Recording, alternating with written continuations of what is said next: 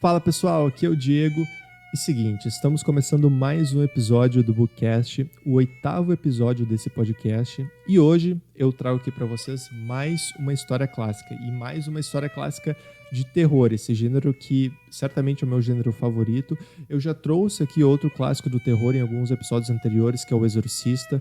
Caso você não ouviu esse episódio ainda, por favor ouça, se você gostar do gênero, claro.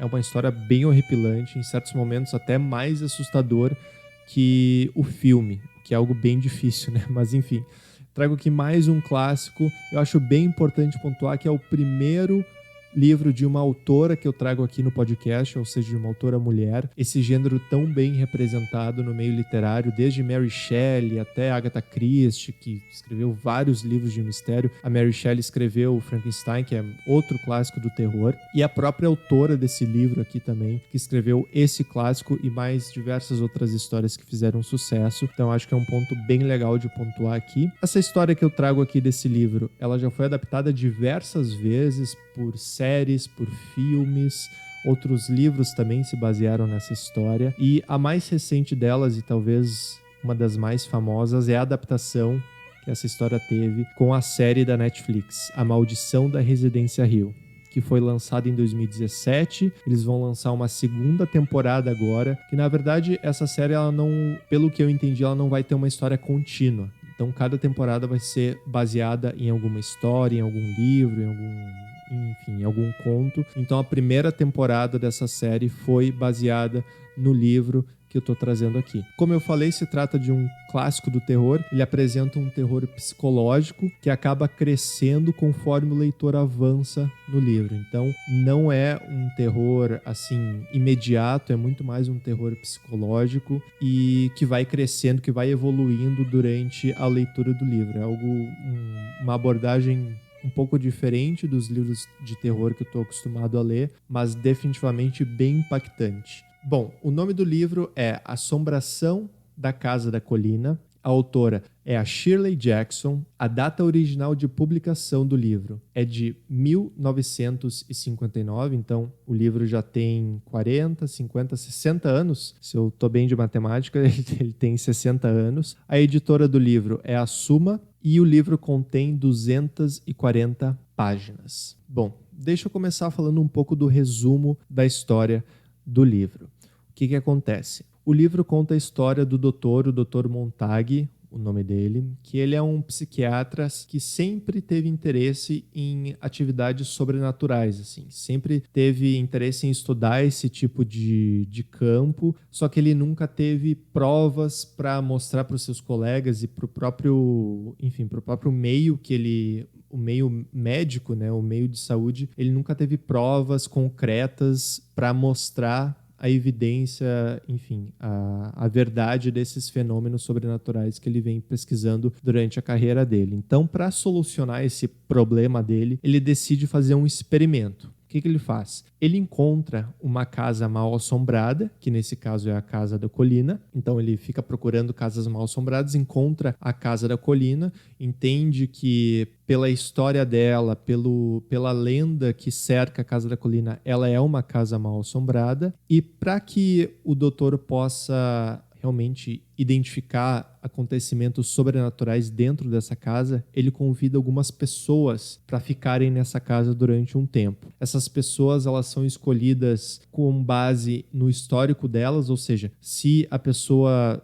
já evidenciou algum fenômeno sobrenatural durante a vida dela, seja na infância, na adolescência, ele se interessa por esse tipo de pessoa para colocar dentro da casa e ele, com isso, acha que os fenômenos sobrenaturais que a casa já possui por si só, naturalmente, eles vão se aflorar mais com essas pessoas que talvez possuem alguma sensibilidade maior a esses fenômenos, né? Então ele manda várias cartas para essas pessoas, faz um estudo sobre o histórico delas e, se não me engano, ele convida 12 pessoas e apenas 3 retornam a ele, falando que querem passar esse tempo na Casa da Colina. Essas 3 pessoas, a primeira delas é a Eleanor, que eu diria que seria a personagem principal do livro, né? Porque o livro ele conta muitas vezes a história em terceira pessoa, mas em algumas vezes conta bastante a história na visão da Eleanor e o que ela está pensando, o que ela está sentindo. Então, a primeira pessoa convidada é a Eleanor, que o histórico dela, ela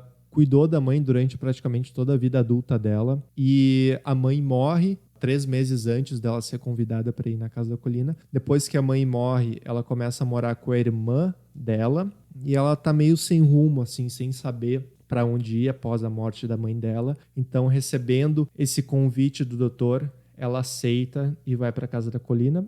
A outra pessoa convidada é a Theodora. A Theodora também é uma jovem, ela é mais artística, assim, mais aventureira, e ela é convidada também para a Casa da Colina. E a terceira pessoa que acaba indo para a Casa da Colina, na verdade, ele não é um convite do Dr. Montag, mas a dona da Casa da Colina, quando ela recebe o pedido do Dr. Montag de utilizar a casa dela para, enfim, esse experimento, a dona da casa, a senhora Sanderson, se eu não me engano, a dona da casa fala, ok, você pode fazer, Dr. Montag, esse experimento, mas com uma condição. Você deve convidar o meu sobrinho, o Luke, para ficar junto com vocês. Então, o Luke é o terceiro personagem, né, que vai para a Casa da Colina, fora o Dr. Montag. Então, são essas 4 pessoas que acabam indo para a Casa da Colina. Aí, como eu falei, a senhora Sanderson fala, o Luke tem que ir porque ele vai herdar a Casa da Colina eventualmente e tal, então eu quero que ele vá. O Luke é meio que um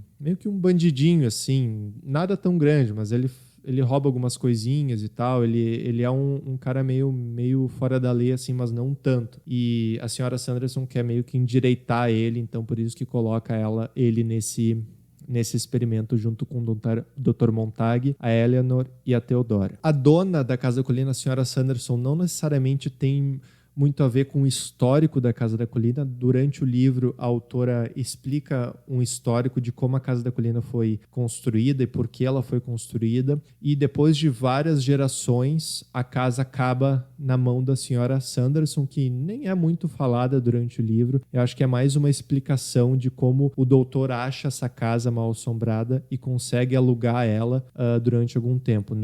Imagino que em 1959 não tinha Airbnb, claro. Então foi o aluguel da casa direto com a senhora Sanderson. E essas 4 pessoas, Dr. Montag, Theodora, Eleanor e o Luke, vão para a Casa da Colina passar alguns dias. Esse é o resumão da história que se dá no livro. E essa galera vai para a Casa da Colina para que fenômenos sobrenaturais possam começar a aflorar na casa e o Dr. Montag possa escrever o estudo dele com base no que ele está vendo, com base no que ele está acontecendo, para que ele possa escrever esse livro cheio de fenômenos sobrenaturais e provar ali para o meio dele, para os colegas dele, de que esses fenômenos realmente acontecem e não são ilusão da mente de ninguém. Bom, esse é o resumão da história. O que eu achei do livro, tá? Ele é um livro clássico. Sendo um livro clássico, ele tem um ritmo mais lento, assim. Eu vou dizer isso, ele tem um ritmo mais lento. Claro que tem outros livros clássicos que não tem um ritmo tão lento assim. Por exemplo, eu lembro que eu li o Frankenstein, da própria Mary Shelley, que eu já mencionei no começo do episódio, e o Frankenstein, ele é de 1823. Ou seja, muito antes da Mary Shelley escrever o Casa da Colina.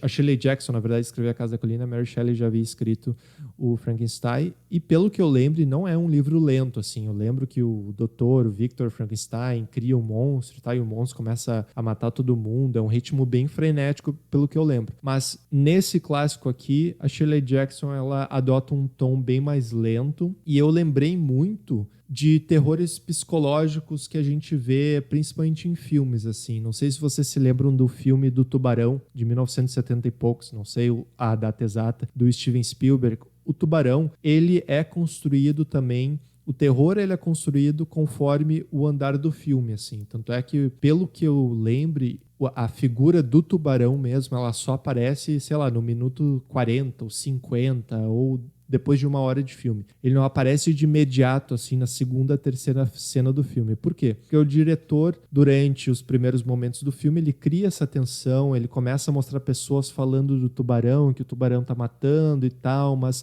ele não mostra o tubarão ali na tela até o minuto 40, 50. Aí, quando o tubarão aparece no filme, aí sim, ele é bem assustador, porque ele fica criando aquela tensão em ti desde o começo do filme e tu fica criando aquela ansiosidade para ver como é que é essa criatura que todo mundo tá falando que tá matando todo mundo. E eu senti muito isso nesse livro também. Tanto é que na porcentagem 40 eu li no Kindle, tá? Apesar de a gente ter eu ter a edição aqui física da Suma de Letras, eu li no Kindle e para vocês terem uma ideia, na porcentagem 40 ou 50 do livro, é que o livro começa a apresentar alguns fenômenos sobrenaturais. Então, se tu pega o livro, não vê o nome do livro, não vê o gênero do livro, e tu começa a ler o livro, tu pensa que é um livro, sei lá, de aventura, assim, o pessoal tá indo... Claro, tem a questão do fenômeno sobrenatural que o Dr. Montag traz, mas não acontece muita coisa até a porcentagem 40, 50 do livro, até mais ou menos a metade do livro. Mas quando começa a acontecer essas coisas na casa, aí sim, as coisas começam a acontecer, realmente impactam o leitor, realmente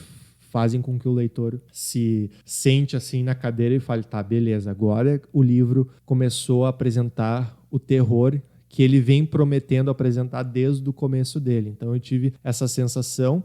Não que isso seja ruim, tá? Eu acho que tu tem que estar muito preparado psicologicamente para ler esse tipo de livro. Se tu quer um livro de terror, um livro que tem a morte desde o começo, sangue e tal, não é esse tipo de livro, esse tipo de história que tu vai encontrar nesse clássico da Assombração da Casa da Colina. Infelizmente não é, mas é muito questão de expectativa. Se tu entende que é um livro clássico, que fala de um terror psicológico, que coloca essas pessoas dentro da casa e começa a explicar o que cada uma dessas pessoas começa a sentir dentro da casa, e aí depois de uns certos dias, fenômenos começam a acontecer, algumas batidas nas portas dos quartos sem ninguém estar no corredor, algumas risadas e burburinhos e conversas em outros quartos que não tem ninguém. Então, alguns passos que tu começa a ouvir no corredor, isso tudo começa a acontecer, e quando começa a acontecer, claro, tem toda aquela tensão dos personagens quando, caramba,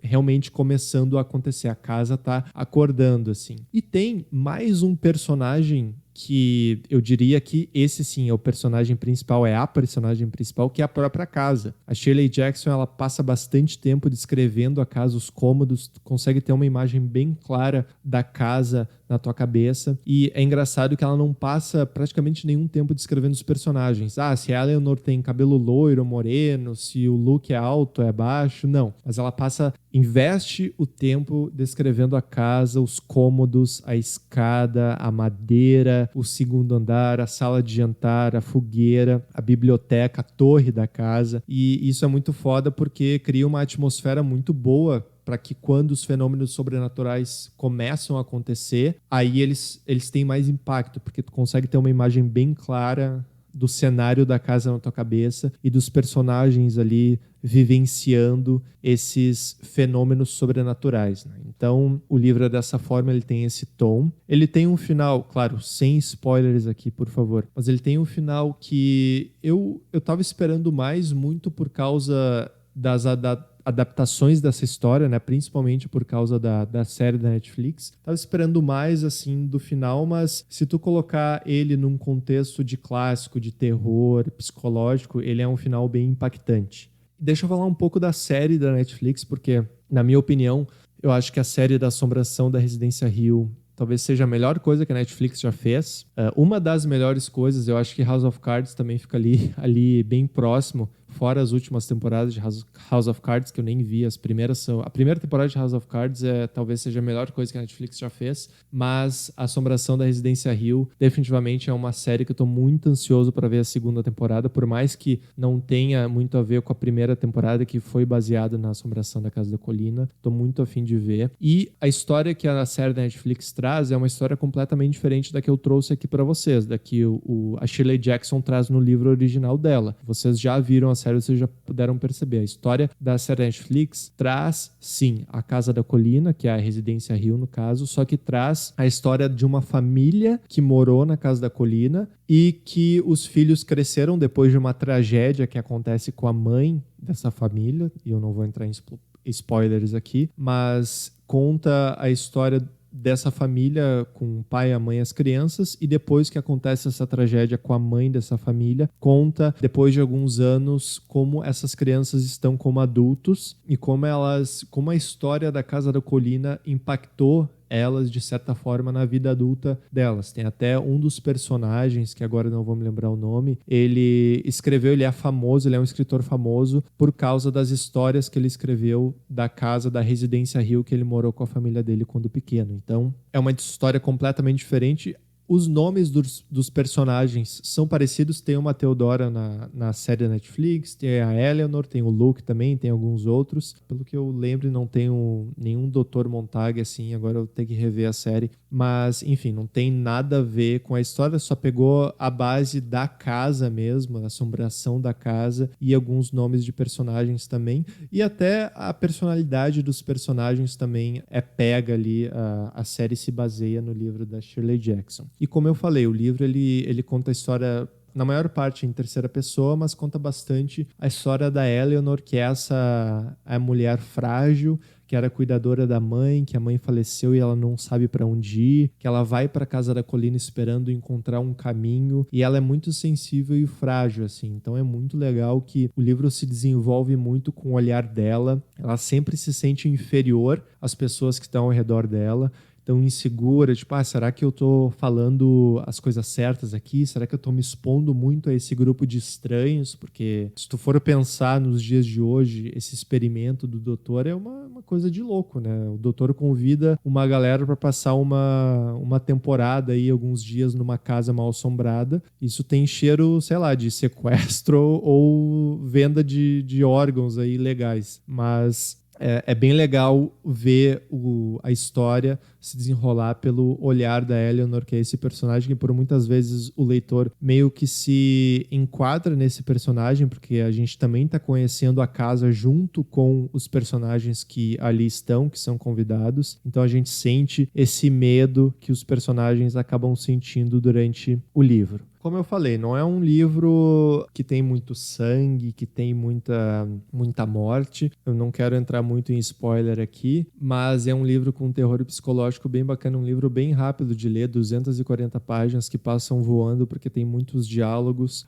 A Shirley Jackson investiu tempo nos diálogos entre os personagens e isso faz com que a atmosfera cresça cada vez mais, o suspense cresça cada vez mais. Então eu indico bastante a leitura desse clássico. Por favor, assistam a série também da a Maldição da Residência Hill, na verdade, na Netflix. É uma série muito boa. Tem outro filme dos anos 90, se eu não me engano, que eu li a sinopse e é basicamente a história desse livro. Mas eu não me lembro de ter assistido esse filme, só assisti, não ficou muito na minha memória, mas talvez valha a pena assistir o filme depois de ler esse livro. E é isso, pessoal. Muito obrigado por mais uma vez terem ouvido esse episódio do Bookcast, o 8º episódio desse podcast. Eu fico muito feliz que vocês estejam ouvindo, que vocês estejam comentando, curtindo. Espero que vocês tenham gostado desse episódio. Se você não leu Assombração da Casa da Colina, espero que eu tenha motivado a leitura desse clássico. Vão com a mente aberta, vão pensando, imaginando e setando a expectativa que é um clássico.